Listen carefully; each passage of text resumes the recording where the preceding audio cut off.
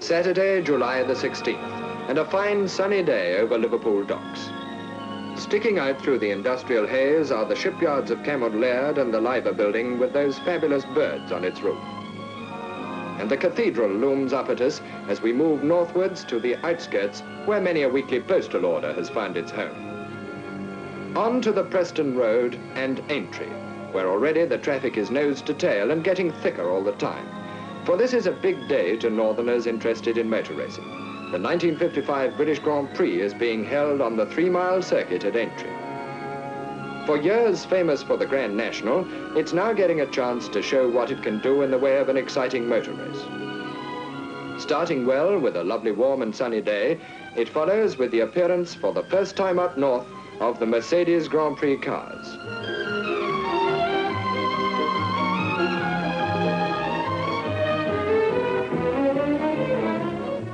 The field is impressive in foreign names.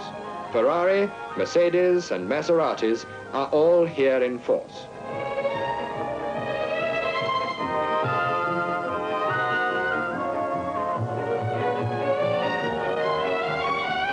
Favorites must be the 4-car-strong Mercedes team, managed as usual by Alfred Neubauer and led by world champion Fangio, and with veteran Mille Miglia expert Taruffi in the 4th car. Designer Uhlenhout seems happy. From Ferraris come 3 of last year's cars, not the Super Squallows we had been hoping to see.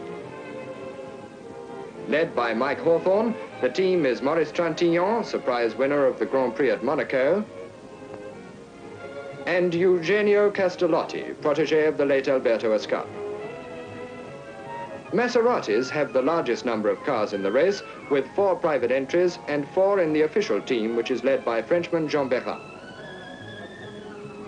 France's other star, Robert Monzon, is here to lead the French Gordinis. Back at the wheel of a Van Wall, which he had to leave so quickly at Silverstone, is Ken Wharton. Driving the second Van Wall is handsome Harry Schell. To introduce the Grand Prix drivers to the crowd, the BARC produces a seemingly endless row of Austin Healys to drive them round. Some, like Fangio, we all know, but young Musso is a new face to many. And Carl Kling, talking with father and son Moss, is a comparative stranger. The parade sets off on its tour around the circuit. Sterling and Taruffi. Hawthorne, Mike Sparkin, Ken Wharton. Mieres, looking as though he's won the race already.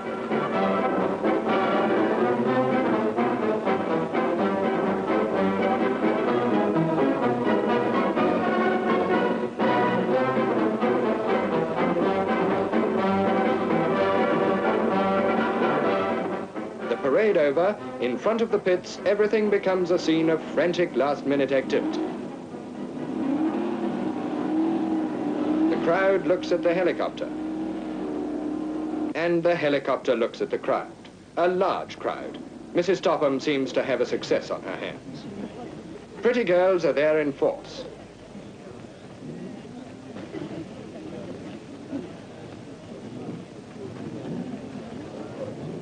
Some even seem ready for the end of the race before it started.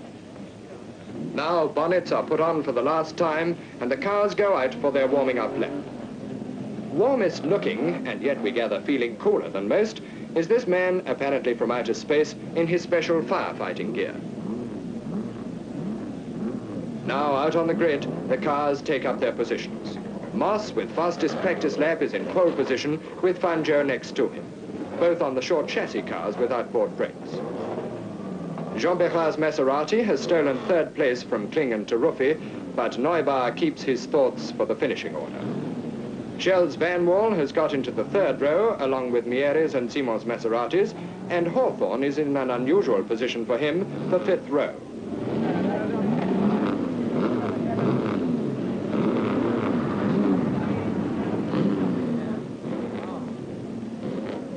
I wonder what Neubar is telling Fangio.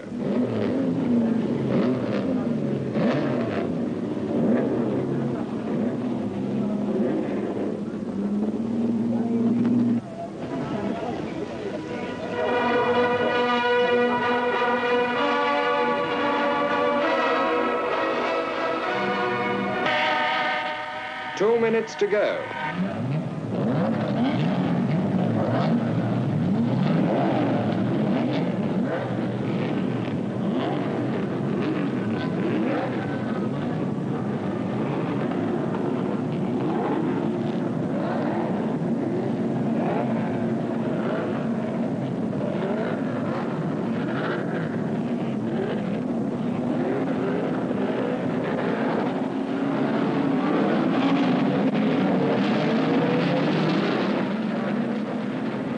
Mar and Shell have stalled and have to be pushed off. Waterway corner and the Mercedes led by Fangio are 1, 2, 3 and 4.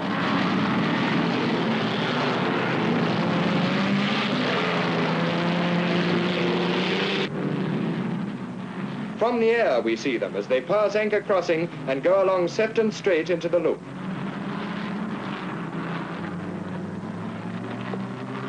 Cottage Corner, still the four Mercedes lead, but Berra, after his bad start, is going after Taruffi.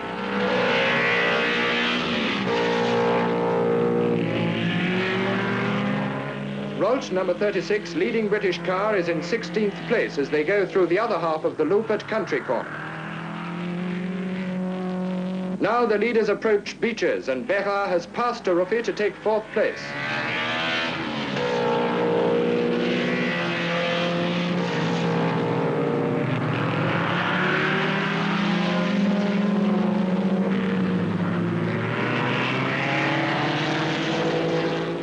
Through Melling Crossing goes Fangio with Moss on his heels, and so to the slow right-hander at Tats and the end of the first lap.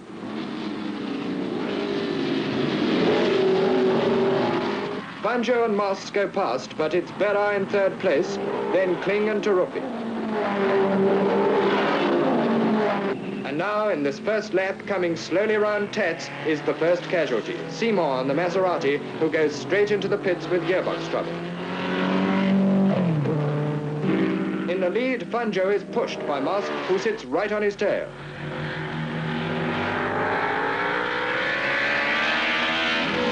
Down from Country Corner to Village they stream, with Fangio kicking up clouds of dust as he clips the grass. Now Berra moves up, and Moss closes again as they go through Beeches.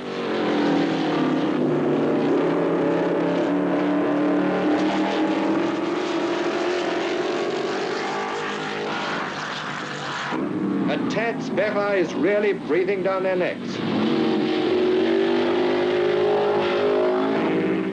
Still, Moss is trying, and just after Waterway, he whips over and takes the world champion on the inside. And so a British driver leads in the British Grand Prix, albeit in a German car.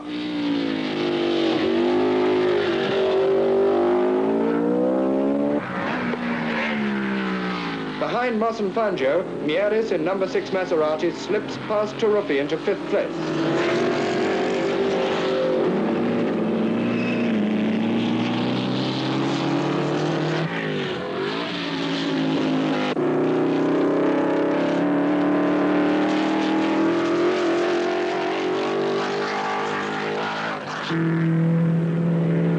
No one can live with the pace of the two leaders, but behind them Berra and Mieris are on equal terms with Kling and Taruffi. A clicking of multiple stopwatches by Neubar as Moss and Fangio scream past the pits. They take the same line through every corner.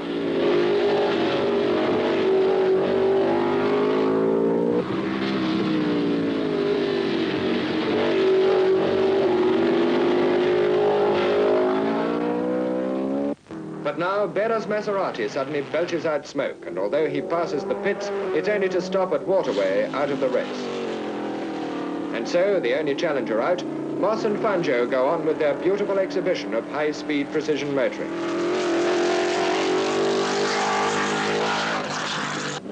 Castellotti is in for plugs.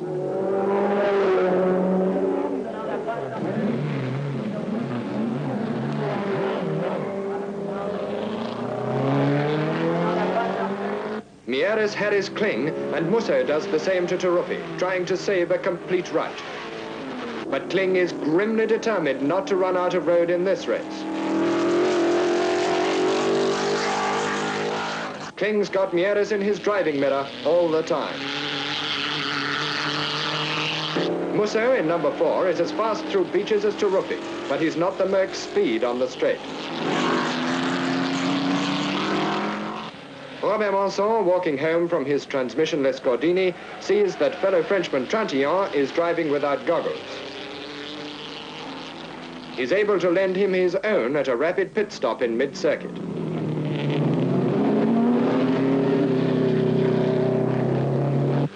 An unhappy Castellotti, plug change of no avail, brings in a very rough-sounding Ferrari with an ominous pool of water seeping out onto the track. And now Mike Sparkin brings in the other Gordini for information about the rear end. After inspection by the sorcerer himself and Robert Manson, who ought to know, he's sent off again.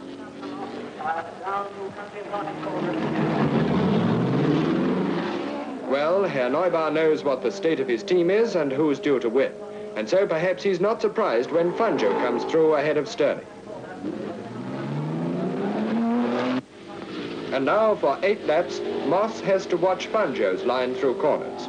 Good experience, no doubt, but one we feel Sterling could do without on this particular occasion.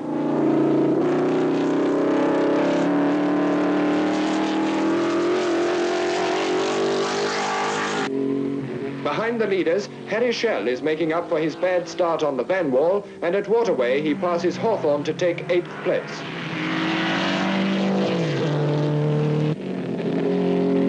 Then, just as he's moving up to pass Collins on the Owen Maserati, the accelerator pedal breaks and he has to abandon the car and take a long and hot walk home for a quiet talk with Mr. Van der Velde.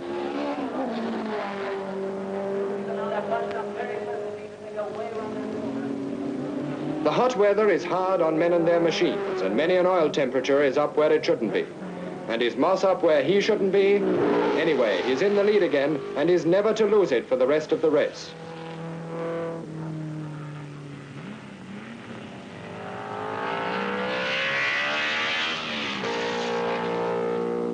Wharton brings his Van Wall in with lack of oil. No wonder. Most of it is spread round the track and gives the marshals at Tet some energetic and fairly hazardous work.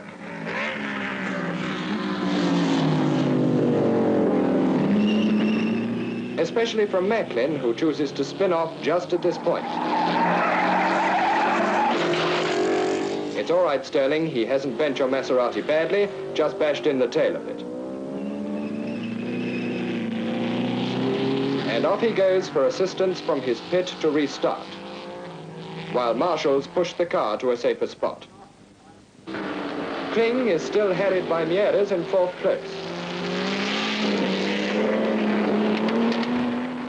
But young Musso in the Maserati has got past Taruffi, whose job is to stay in the race as spare car in case the leaders blow up.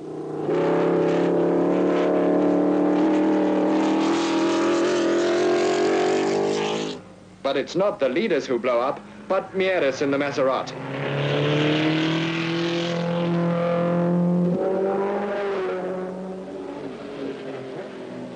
And he struggles back to his pit, where piles of old rags fail to hide the oil stains left by the car as it joins the dismal throng in the dead car park. Since the oil leak on the Wharton Van Wall had been mended, Harry Schell sees no reason to miss his motor racing and takes over, although way behind the leaders. Castellotti, too, has taken over Mike Hawthorne's Ferrari. Mike is not at all well, and the pair of them provide one of the best bits of racing of the day, passing and repassing each other constantly.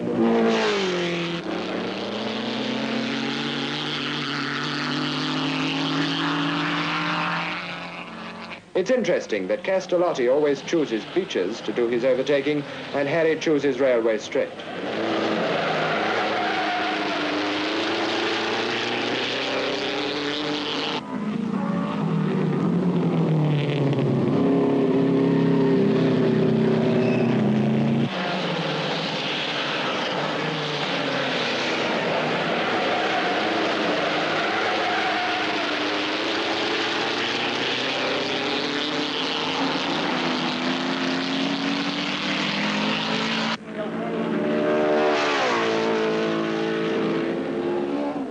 It certainly is hot, and even Herr Neubauer is mopping his brow, whilst some give up altogether. Trantillon is one of these. He comes in for a plug change, but when the plugs are taken out, bubbling noises from the top of the cylinder head point to rather more drastic repairs being needed. An early visitor is Manson. Those goggles were only on loan, Maurice.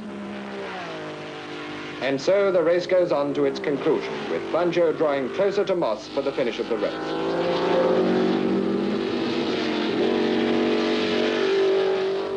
Let's watch just once more as these two men demonstrate the very fastest way to take a car through any type of corner on this circuit.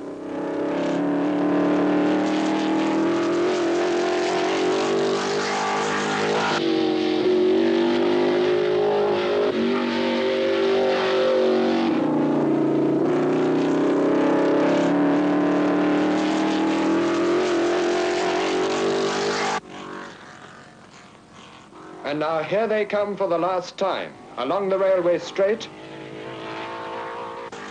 through Melling Crossing and down to Tats.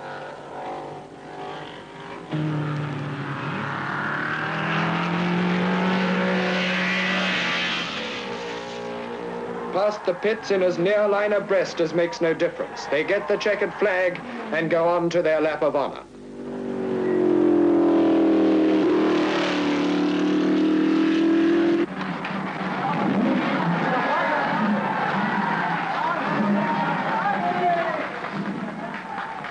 And so, for the first time in motoring history, the British Grand Prix has been won by an Englishman. And who more richly deserving than Stirling Moss, who for years has been so near to victory, and yet has always found it elude him, even when apparently safely within his hands.